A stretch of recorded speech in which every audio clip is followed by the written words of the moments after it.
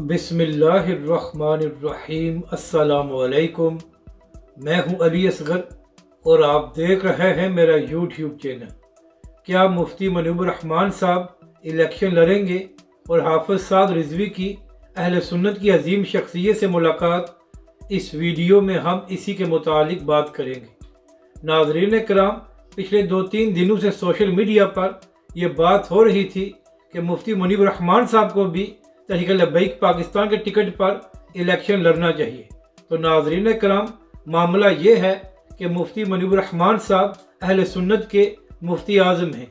तो जब भी कोई बड़ा मामला हुआ है तो हमेशा मुफ्ती मुनीब रहमान साहब ने ही उसको हल कराया है।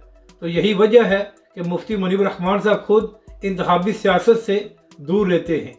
अब बात करते हैं कि तहरीक लब्बैक के सरबराह हाफिज साद रिजवी ने किससे मुलाकात की है।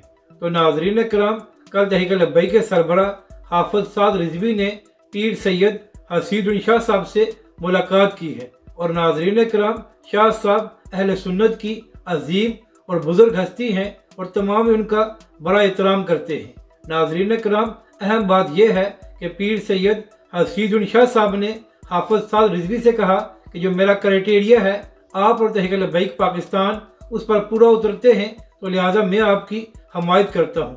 तो नाज़रीन कराम, ये तहरीक लब्बैक पाकिस्तान और हाफिज साद रिजवी की एक बड़ी कामयाबी है कि अहले सुन्नत की अजीम शख्सियत ने तहरीक लब्बैक पाकिस्तान की हमायत का ऐलान किया। इसके बाद शाह साहब ने यह भी कहा कि जो इनायतुल हक शाह साहब का हल्का है, तो वहाँ पर भी मैं उलमाए कराम और मशाइख से कहूँगा कि वो आपकी हमायत करें। यानी कि नाज़रीन कराम, इंतखाबात से पहले ही तहरीक लब्बैक पाकिस्तान के लिए बड़ी बड़ी शख्सियात हमायत करने का ऐलान कर रही हैं। तो ये तहरीक लब्बैक पाकिस्तान और हाफिज साद रिजवी के लिए एक बड़ी कामयाबी है।